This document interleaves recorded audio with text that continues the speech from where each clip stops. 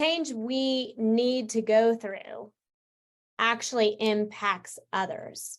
So regardless if we're avoiding change or if we are chaotically creating change in our lives, we are fundamentally keeping that knowledge and understanding of our change from being reflected into the collective. You know, our change, our growing is needed for others to grow and to learn.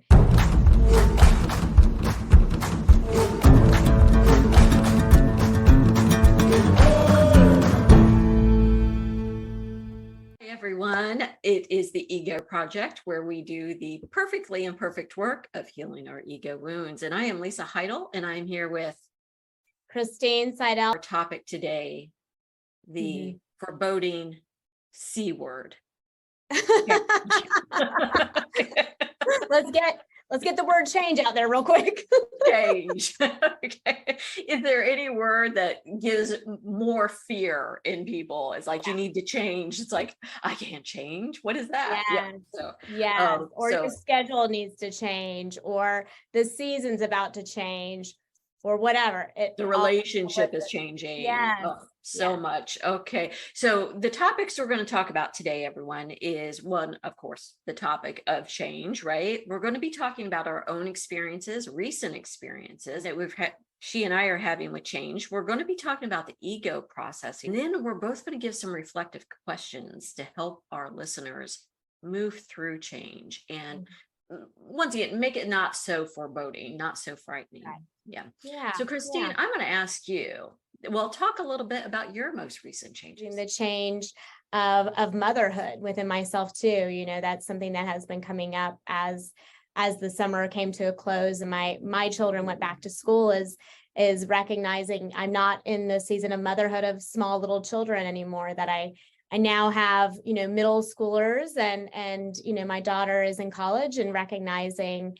that transition of, you know, early childhood motherhood into having adolescents and young adults. So yeah, a lot of awareness of change over here in the Atlanta area. So what about you, Lisa? Why don't you tell us a little bit about the change you've been experiencing? Thank you. I have started traveling again. And for new listeners that don't know, I'm a digital nomad, and which means I, travel and work at the same time. And I started doing this about 5-6 years ago. And then, of course, the pandemic hit, and I ended up in one location for an extended amount of time. But now I'm back out and I'm moving around again. And it's bringing up a lot of questions for me. And I'm having to make a lot of personal changes. I'm getting feedback from people about what I'm doing again. And so for me, embracing that change is positive, and it also has some negativity to it, right? Some challenges, I would say. And so I'm going to ask you, are you someone who embraces change? Depends on the change, right? Oh, that's true. That's very true. Yeah.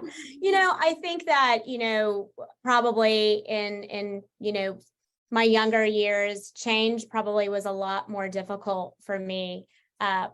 Mostly around my belief of self, which again, when, on the Ego Project, we understand that the ego is the concept that we have of ourself, our beliefs around who we believe us to be. And that oftentimes has, identity in our giftedness and what makes us unique and special, but it also has the story of wounding.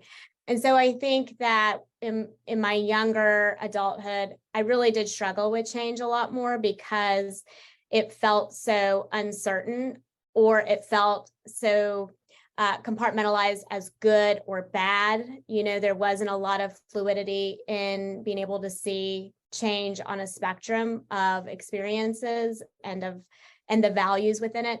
I think as I've grown and as I've done my own therapeutic work and have become a therapist helping others do it, I do embrace change, I think, with a lot more radical acceptance, as we like to say, in which I'm always open, I believe, to seeing what's available to learn, what's available to see, the goodness of that.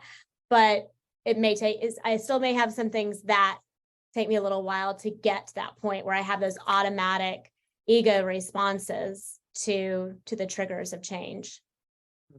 Yeah. What about you? How do you feel like you process through change in this season of your life? Thank you. I am a slow changer. Very really snail-like. Yes.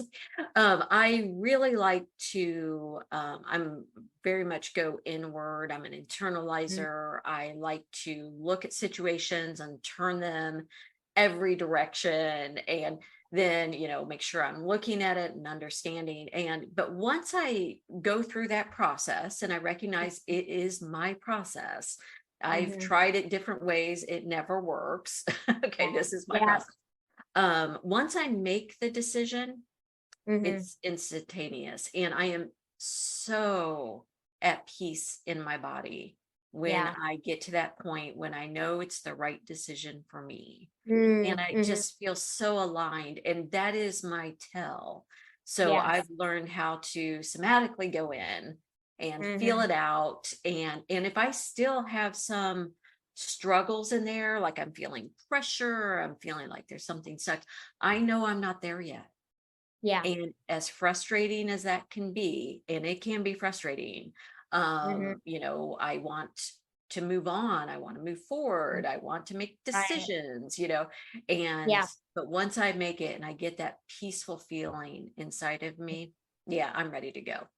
Good. Yeah, Good. Right. I think that's that radical acceptance too, right? Of just accepting that this is the point I have to move forward. Yeah, definitely. So let me ask you, with your clients that come in, and everyone, that's probably at the kernel of most issues, right? Is making changes. Can you talk a little bit about the ego processing that you witness with clients that come in? Yeah. And I think you hit the nail on the head. I mean, a lot of times it doesn't matter what presentation of age or situation, there is some form of discomfort in change. And so from a therapeutic perspective, we understand that change tends to elicit the survival, functions within the body, right? So change automatically elicits this feeling of what do I need to be aware of and what do I need to be alert to, because there is an unknown, right? And in that unknowingness, we're trying to find some kind of security, something to grasp onto. And that can be where we end up going into our ego programming in the subconscious that may or may not be part of our wounding, right? So if it's a change in, let's say, a career, maybe we wanted that change, maybe we didn't want that change, maybe we sought it or it was presented upon us. We may go into the belief system of I can't go work anywhere else, I don't have the skills, I'm not in an age where I can start this. We'll start the belief systems where we want to protect ourselves. And that tends to come from our ego wounded parts that haven't really been addressed. But, our survival mode is needed, right? We do need to know what to be aware of and what to be alert to as we go into transitions and changes. Just like, back in our caveman days, when we were out of food and we needed to go seek it, there was a change in, the hunters and gatherers going out. You needed to be aware and alert that there could be woolly mammoth that comes out, right? So in changes and transitions, it is important to be aware and alert, but we don't have to stay in our survival mode.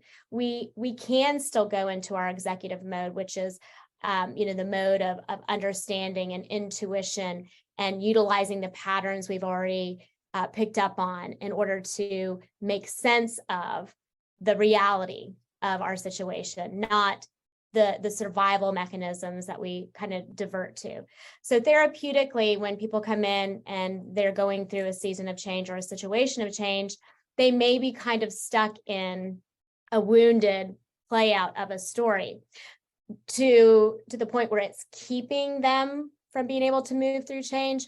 Or, and this is something else I want to point out, we do sometimes have people that are constantly seeking change, right? So those may be people that are probably coming from the wounded ego as well, in that they are constantly seeking chaos because instability is so familiar to them. Oh, And those interesting. may be people who are kind of like, hey, you know what? I just need a lot of change in my life. I can't sit still. I have to constantly be, chasing something. I get bored easily, right? And we tend to, support them and as being adventurous and, oh, that's so cool. And look, they're starting this, but it can become very disruptive in not only their life and their ability to sit in stability, stillness, and peace, but also maybe the system that they are a part of. It may not be creating the stability that that system needs. So you can see we have oftentimes that internal and externalizer coming out in change as well. So how would you guide someone who, one, struggles with making change? They stay stuck in situations, they stay too long at the party, basically. Like the lights are off, the chairs are on the table, Yes. and they're still sitting there. Yeah, hanging Like, there. Yeah. yeah. And then you have the ones that, well, they like to hop from party to party to party, right? Yeah, using that analogy, staying with it. So Yes. how would you guide the first one who stays too long, right? Who needs to make some change? And how would you guide the one who really needs to sit in stillness and create some structure for themselves? So can you kind of give us some insight there? Yeah, and I think that, what's fun about being a therapist is you get to be this reflective space for people who really intuitively want to feel more congruent, feel more aligned, but are stuck, whether it's stuck in a pattern of being stagnant or stuck in a pattern of seeking constantly. So for the first client who may be a little stagnant, is hanging out at the party, the lights are on, the music's off, you can't stay here, but you don't have to go home. For that client, really what it is, asking the client, what is the story that is continuing to come up, right? And asking them, what is the fear around change, really? And I always like to add the word really, because it tends to not be, well, like my schedule is just so chaotic already. I don't know if this would really work. Those situational things are very easy to work through fundamentally. Typically, it's a deeper belief system, which is, what if I can't make it out on my own? What if I don't have the skills it takes? What if this person doesn't really, doesn't answer my text or phone call? What if I do date this person for 6 months and then they ghost me? Right? So it's really around the belief system that I'm not good enough or I'm not worthy to receive the fruits of whatever this change is, or that the change will ultimately bring about harm, right? Some of us are conditioned in our wounding to believe that we're only ever allowed to receive awful things in this life. We're so unlucky, right? It'll never work out. This fundamental belief that we're not one of the charmed ones of this life, right? And I think we can recall times we've heard that. So do those people perceive change as punishment? Sometimes, yeah. Sometimes they perceive it as this divine, I don't want to use a certain word here, but a divine, curse that they have on themselves, that if change comes, it fundamentally will be bad. And what that belief is that fundamentally I am bad, right? And they can't always, most of the times they cannot pull that vernacular out, like I am bad. But if they believe that all that is destined for their life is awful, horrible things, and the lack, then they fundamentally believe that they are awful and they lack. So it's really helping the client see that negative belief system that is not true at all, and allowing them to have space to kind of like understand how that would be harmful to them, and that they've been hurting themselves, and then helping them put in a new programming. Well, I can understand how that would be scary, and that would make you feel like you didn't have the confidence, but I'm wondering what would help you see that you do have the skills. And tell me a time from the past that you met a challenge and you were successful at it. So really pulling out examples that point out that is not the case. We can believe something different. That's good. And then for those who really struggle with routine in their life, and when I say routine, I don't mean being in one location, because as I said, I move around a lot, but I try, my goal is to stay rooted within myself, which means I allow my values and my beliefs and how I interact with others to always be my guideposts. And that keeps me very structured and stable within myself. So those people who, are, very untethered and, they believe that change, which we get rewarded for in our culture, we're conditioned to, that person's adventurous, like you said. Well, where is that line? So can you talk a little bit about those people? And when I say those people, I do not remove me from that.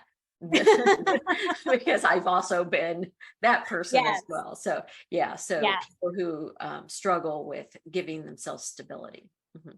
And I love that you pointed that out, that just because somebody from the outside sees change or transition, that doesn't mean that it fundamentally is truly change and transition, right? So an environment, moving, is that changing locations? Sure, but is that just geography? Is that just environment?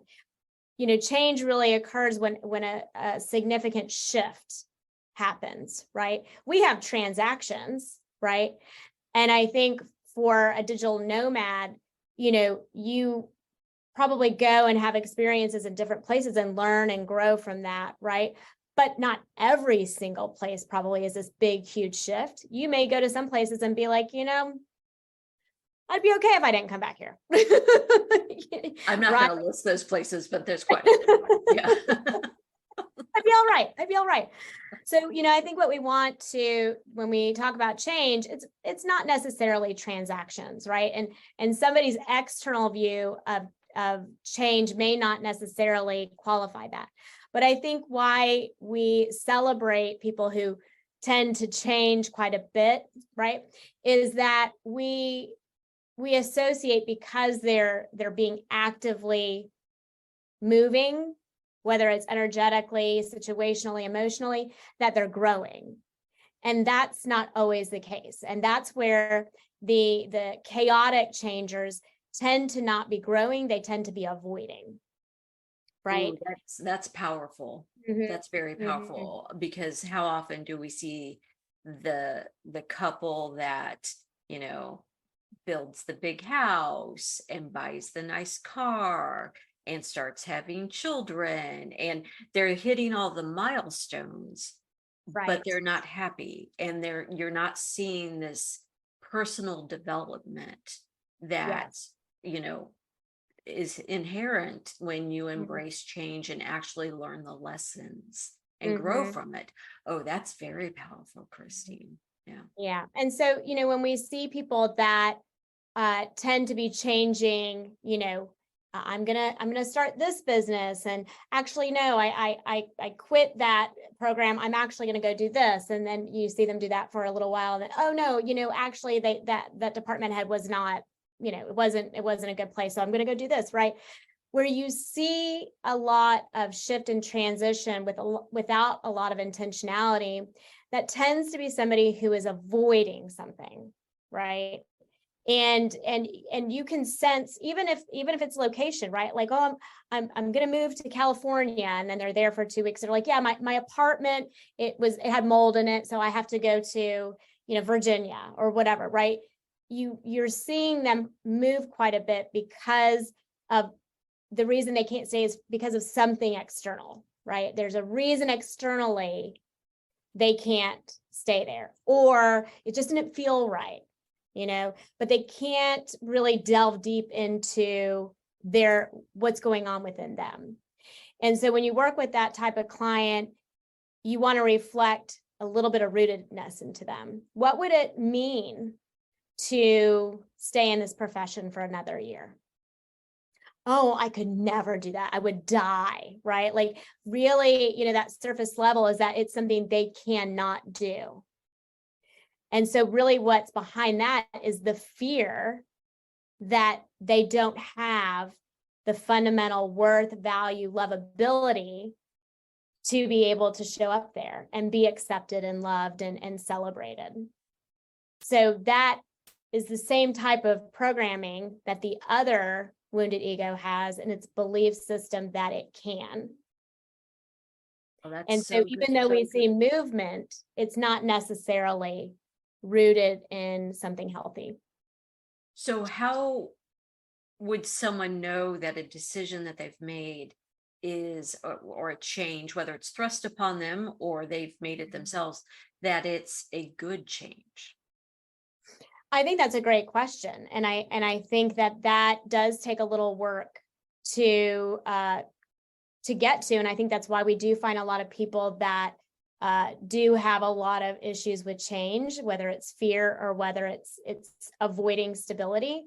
When we have the externalizers that are seeking a lot of change, they're familiar with a lot of chaos.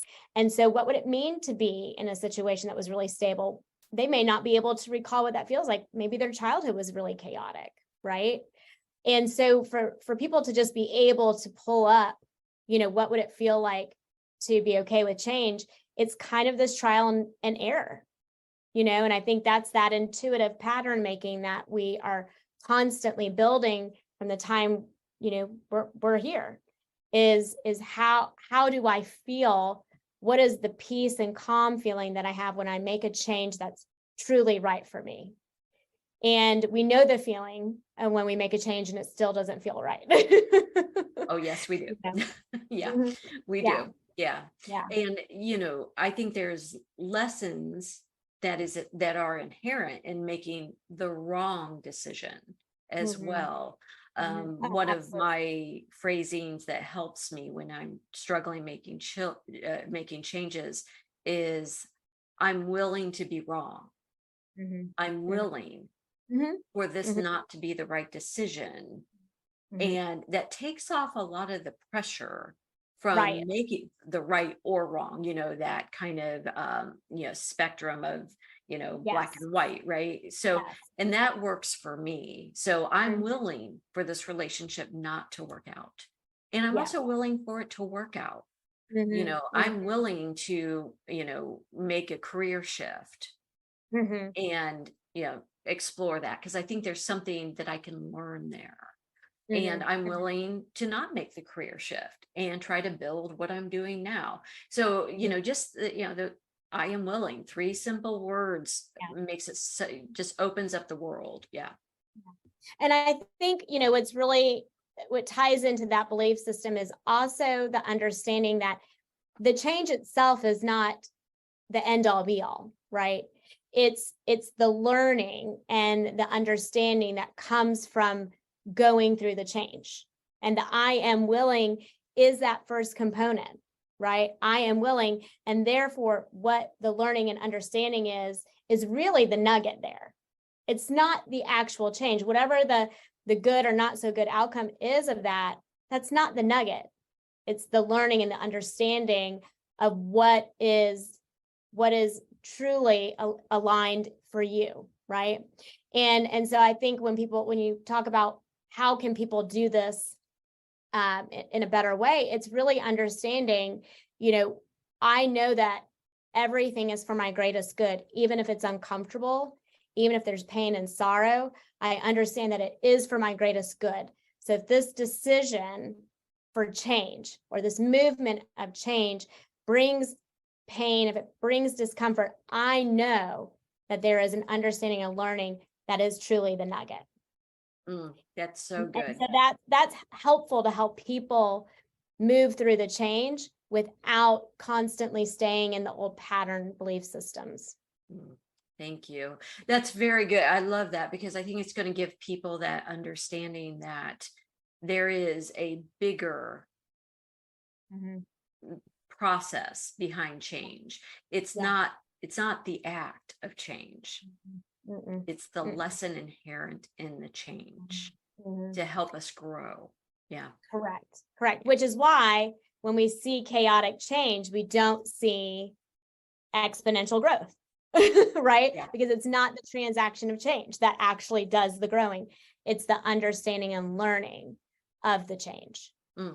So integration is at the heart of all of it, is at the Yes, heart of change. Yeah. 100%. Yeah. Yes. Oh, so good. Mhm. So good.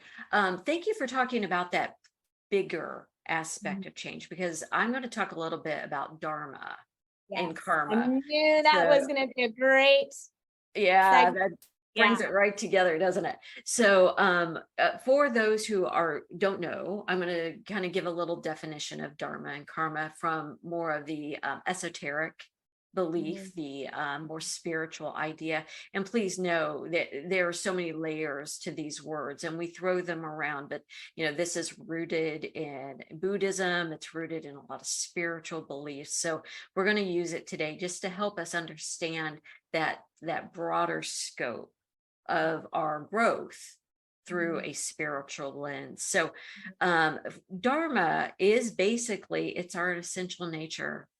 It's what we come in with, and it's embedded in that essential nature is our gifts, our purpose, what we're here to do. And change with dharma is so important. It's Yeah. encoded in it. It's Yeah. so important. And then we have the karmic Mhm. that's embedded. What's embedded in the karmic is the I must do it right. Yes. I can't make a mistake. I'll do it when I get guaranteed that it's all going to work out perfectly. Right. That's more Right. karmic. And that doesn't, karma, the word that we're so familiar with is, consequence, right? But the karmic idea is very much embedded in the right and wrong that is given to us outside of us. Right. Where our Exactly. dharma, we know it. It's our values. It's inherent in us. Yeah. So kind of talking about that. So as an example, my dharma in this lifetime is to be a creator. I feel I know that no one, no matter what feedback I receive outside of me, Yeah. I know deep in my soul, my higher self, whatever you want to call it, that is part of my dharmic lesson. And what I am There's here. no influence from anybody else that would deviate that knowing.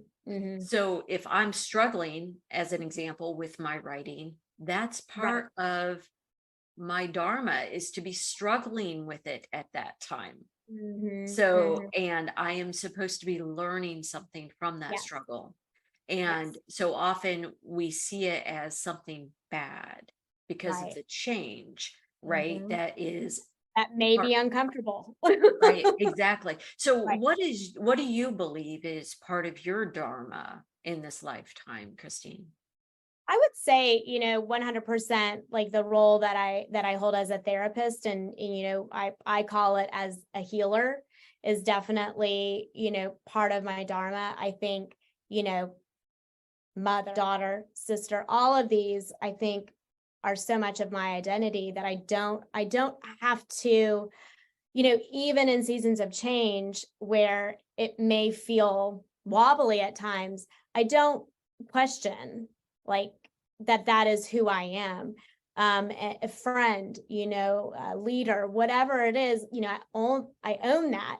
And so I love that you can bring in dharma, because it really is a reflection of the true self. It's your knowing of who you are. So yeah, I appreciate you asking me that. Oh, and thank you for being so vulnerable and transparent with it. Because I know that you've done so much personal work, both on a therapeutic and a spiritual level. And when we say spiritual, we want to, reiterate that, this is more the idea of spiritualism, of personal growth, as opposed to Right. religion, and they can be intertwined, but really it's Mhm. about our own personal growth and Correct. connection with, the cosmos, if you will. And Mhm. so I agree with you. When I define myself Mhm. through my dharma, I Mhm. feel so excited about change and so trusting that I'm on the right path. Now, Mhm. when I shift into Mhm. that conditioned karmic Right. feeling, Right. right? Where, oh, I'm going to be judged. Someone's not Mhm. going to understand. They're Yeah. going to make fun of me. They're going to belittle me, Mhm. whatever the belief is, then it feels very uncomfortable to me. Mhm. And, we cannot say that enough, to go back into stillness, to go Mhm. back Mhm. into your body and Mhm. feel these things inside of Right. you. And Right. so, using our dharma as the boundary Mhm. of Mhm. where we begin and others end, and Right. Right. where, right? And Yeah. that is so powerful, right? That gives us so much control over the choices that we make, Right. and Right. embracing change. Mhm. Yeah, almost like a protective like armor around that knowing, around that dharma, Yeah. and withdrawing to remember, that's that is truly what you can trust, Yeah. is that knowing. And it moves you from a place of powerlessness Mm, when it comes to change, right? Like, oh, I lost my job. I feel powerless. Well, mm, your dharma is leading you to the next step in your life. And you, once again, stayed too long at that party, or maybe mhm, it was time and to move forward onto the next thing. And all of this is leading you to mhm, that higher level self-actualization, right, right? right, That enlightenment, if you will. And mm, it allows us, at every time we go through these cycles of mhm, mhm. beginning, you know, being in a lesson and Yes. moving out of it, and Mhm. which is change, right? It's constant movement. Every time that we do that, it leads us to a higher level if Yes. we integrate Yes. the Yes. lesson that we were meant to learn there. Yeah. 100%. Yeah. 100%. Yep. So Yep. I love the idea that, spirituality and, therapy to me are just lovely partners, Oh, because you can absolutely. do that higher level understanding of what we're here as individuals to share with the world, and we can Right. do learn the skills to help us heal those Mhm, ego wounds. Because if we are trying to share our innate dharmic gifts with the mhm. world from an Yes. ego wounded space, Mm-mm, mm-mm. it never works. It's Yeah. dangerous. It causes harm to ourselves and others. Another, point I kind of want to bring up is that we have to remember that the change we need to go through actually impacts others. So, regardless if we're avoiding change or if we are chaotically creating change in our lives, we are fundamentally keeping that knowledge and understanding of our change from being reflected into the collective. Our change, our growing is needed for others to grow and to learn. We really aren't in this, solitude space in this world. We really are here as part of something that is bigger than us. And so when we keep ourselves, from the discomfort of change, or from the discomfort of a change that may actually be very stable, even though it doesn't look like movement, we're really, really keeping what is needed for ourselves from the collective as well. Yes. And we do have individual dharma, Mhm. which is what we bring into the world, and it's our personal essence. And then we also have a collective dharma. Mm-hmm. And how often do we see that, right, in the collective dharma, where everyone does everything the same as everyone else, and then they judge people who do things differently, and because that change makes them uncomfortable. Right. How Right. often do we see that? Yeah, and I think that's a good point. I think we have to remember that, like, our learning and growing is not necessarily a belief system, right? It's a knowing.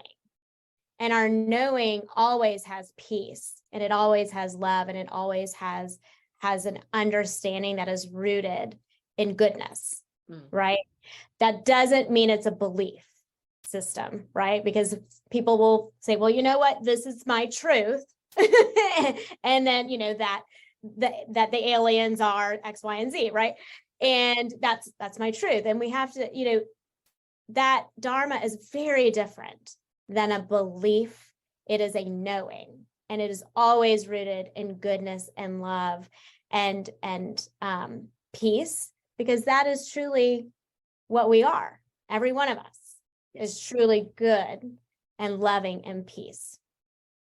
That's so beautiful. Thank you for that reminder, because we do so often hear that, where people, you know, they get very rigid in their belief system, and that is a karmic belief system. Right. It truly is. Yes, that's a great way of saying that. Yeah, Yes. the idea that my way is the only way to perceive a situation, Right. or you know, any example you can add to that, is the right way. That's karmic. Right. Right. We Yes. are all on our individual paths, and what is right for me may not be right for you. Correct. But that doesn't make you wrong, and it doesn't make me wrong. Right. And it doesn't make you good and me bad. Exactly. Yeah, exactly. And you know, it really, what you said is so important, because I've seen so many people in relationships where, you know, contempt has grown, you know, they're no longer growing together. You know, they feel unhappy, yet, you know, well, we are committed, and yet they're not doing any growing work. They're not doing any healing work, yet they refuse to release the person. And I'm like, oh, that is so karmic, because, you know, they hide behind, well, I've made this commitment. It's like, no, you know, part of our growth is knowing when to release someone so that they can continue upon their dharmic path. And when they're holding on to someone, when they know the time has passed, when as a couple, you're no longer growing together, oh my goodness, you're not keeping that person from finding their next person who's going to love them in the way they deserve to be loved, for the person that they are today. And, you know, I just see that. And thank you for saying that, because it's such a good reminder that our relationships are there to help us grow. Yeah.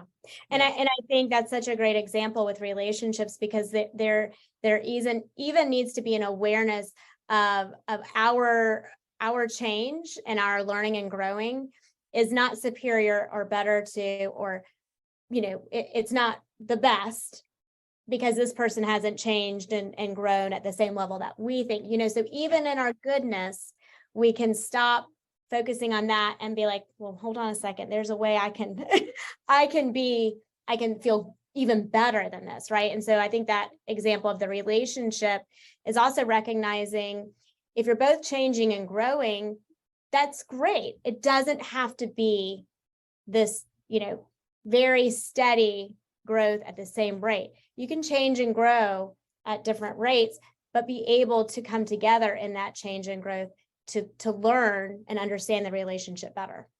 I so agree, because within a relationship as well, there's so much growth, even during those struggling times. Correct. Yeah. So thank you for making sure that people understand. I'm not saying if you're having trouble in a relationship, you just leave it, you know, because once again, I'm a slow changer. Okay. So, but there is, and, you know, I think we know when we've done everything that we can do in a situation. And, you know, I think being able to get still, and within that stillness, figure out, where is my growth in this? and where Yes. is it their growth that's needed, and can, like you said, it's not, keeping steps with each other. Or, right? Yeah, Yeah. it's everyone's doing it at their own pace. So Mhm. thank you for You're clarifying that. So welcome. appreciate You're it. welcome. Well, I'm going to ask you, so you have some reflective Mhm. questions Mhm. Mhm. for our listeners. Can you go ahead and share yours, and then I'll share the two that I have? Yeah. Yeah. So, when kind of thinking about ways that I try to help my clients navigate through a change that, you know, at this point they have radically accepted that they're willing to go through this change and to be a part of whatever, you know, growth and learning there is, doesn't mean that it's not scary anymore. So, something that I like to kind of ask my clients to do is, ask yourself, what part of me do I need to honor in this change, right? And the second question is, what is my non-negotiable through this change? And so I'll give you an example. I actually had a client prior to the taping of this that came in and was just devastated, was crying. She had lost her job, had just had the phone call in the car, which I was like, I'm so glad you're on your way to therapy, And, she was really devastated and was really in the wounded story of it's not fair, all these, things were playing out. And I said, well, what is it that you can honor about this change that is really in alignment for what you really want for yourself? What can you honor that this can provide you? And she has always wanted to go into criminal justice, and she's like, I just don't want to be doing this job. I really really want to be in criminal justice. And I was like, well, let's honor that part of you that really knows what's meant for you, what is true for you. Like you asked me, what is part of your dharma, right? That was the same question. What do you need to honor that is true for you? I don't want to be doing this job. I want to be in criminal justice. So what is your non-negotiable? My non-negotiable is I may need to make money on the side. I know I'll have to go to school, but I'm not willing to do XYZ work. Okay, that's okay. Right? You can know that you're made for criminal justice, and you can know you don't want to do the work you were doing. Those two can coexist, and you can still move through change. So that's where, when you ask yourself those two questions and you answer them honestly, you don't answer them in your wounding, right? Because we have a lot of clients will like to come in and continue the wounding story, but I can't. So when you break it down to two very easy questions to tap into ultimately, right? And you keep confronting that part that's trying to avoid it, then you know what is true, what is part of your dharma in that moment, even if it's pursuing something, right? And you know what you're no longer available for, because it will keep you from going through change. We get stuck in jobs that are easy, but we get a paycheck, right? That's what she was saying. I know I can do this job, it's easy, but I don't want to do it anymore. I want to be in criminal justice. And that saying that to somebody is the most important piece, because now you're accountable to it.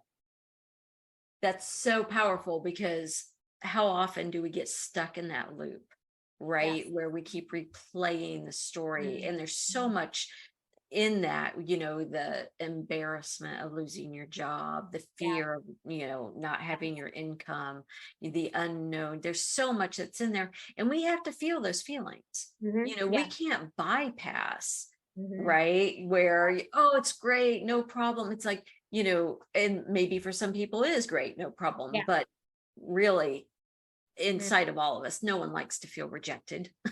No, you know I- absolutely not. so I Yeah, think we that's so can we good. can sit in that for a long time, right? Yeah. And then to move out of it, and then by asking yourself some very empowering questions. And I love non-negotiables. I Mhm. love them, because we don't have to have a lot of them, Mm. but the ones that we Yeah. have to be in stone Yes. Yeah. for, yeah. And, and usually thereby how I'm going to be treated. That's Yes. really what it comes down to. Yeah. What about you? What do you think would be some reflective questions for somebody trying to navigate through change from more of a perspective of that spiritual conversation internally? I love what the woman, she calls herself the alchemist, and she's on YouTube, and we'll add the link. She gives these two questions that I use all the time. And the first one is, how or why would I create this in my life? Mm-hmm. And at first you're kind of like, well, I wouldn't do this to myself. Well, yeah, you would, from Yeah. a dharmic standpoint, Yeah, right? Like, absolutely. why would I need this in my Mhm. life to have, why would I need to lose my job right now? Right, right. Yeah, Wow. yeah, And you're like, oh, and even just saying the words, you're like, why would I? Well, yeah. there's a reason behind it. And it may be because you're not on the right path. Right, right. It You're not was, honoring a part of you that needs yeah, to be honored. Yeah. it was keeping you stuck in a pattern that you've outgrown, Mm-hmm. Yeah, and maybe it's time for you to move more toward your gifts that you're here to share with the world. So there's a absolutely. lot of responses that can go into that, and it's going to be different for each individual person, but asking yourself that question is empowering, right? And then the second one is, how can this serve me? Mm-hmm. Yeah, And right, so as an example, with the pandemic, yeah, I ended up in one location that was not part of my nomadic plan. mm-hmm. Was to be stuck. And I was stuck in a place that had a border between two countries. So I Mm, couldn't get out of the country I was in into the country I wanted to be in. So I was stuck. So I felt all the feelings, went through all the anxiety, processed through that. And then I said, how can this serve me? And I right. got very still, and I waited for the answers to come to me. I love that. And then I moved into the next steps that I needed to take. But, Mhm. and we all went through that. That was a collective dharmic experience, right? We all went through it. Yes. And and now that we're through it, I have the choice. Do I Mhm. stay in that dharmic knowing, or do I shift back into the karmic? Right, right. I love, yeah. I mean, just because you have a knowing and understanding doesn't mean you get to be like, well, there, I've done it. Did you guys see me do my dharmic knowing and understanding? I'm good. I've done mine. Your turn. Ah! Exactly. Right. That it's a cycle, right? It's We're it regularly in a cycle. Yeah. yeah. And our conditioning in our, karmic culture has taught us that we are it's linear, Yeah. that our lives are linear, and only in the sense of, the calendar pages Yes. flipping is Right. it Right. linear, but our growth is not, and it's cyclic. Yeah. And we go through, just like the seasons in nature, we're constantly Mhm. going through this and through these cycles and embracing them. And people give predictions like, well, that's going to fail, or it's going to go wrong, or you're going to make a mistake, and maybe Yeah. from your perspective it will look like a mistake. In Yes. reality, it may be this Mhm. next stepping stone Mhm. to lead me to a Yes. richer and more fulfilling life. Absolutely. Yeah. Yes. I love that. And Mm. that's when you're embracing change, and you can shift and into out of the fear state, Right. right? And we feel fear whether we're making changes or not, right? That Right. Right. internalize or externalize. It's Mhm. fear at the core of Mhm. all of that, right? Yeah. Yeah. And then we embrace the next steps, and we're like, okay, I can do this. Yeah. Yeah. Absolutely. It's exciting. Yeah. Do you have any last thoughts for our listeners on change? I don't think so. I don't think so. I think just, if a change is presented to you, whether it's wanted or unwanted, we always say find that space of withdrawal internally to honor or ask yourself those questions to seek some clarity. Don't be afraid of at least having some understanding. Maybe you make a decision in that moment, maybe you don't, but just in the practice of digging down a little bit deeper to gain that clarity is practice enough to start building that confidence and moving through it. Wonderful. Thank you so much for this conversation. Thank I you. loved it. It was just, Too. yeah, Me just too. makes me want to make some changes. Let's see what's on the schedule for today. Change. Just change, embrace it. All right. So thank you everyone for your Yeah. time and for joining us. Make sure to like and subscribe, and please share with your friends who maybe are going through a transition time and they're resisting it and can really use this information and support as they're moving into the next change cycle of their life.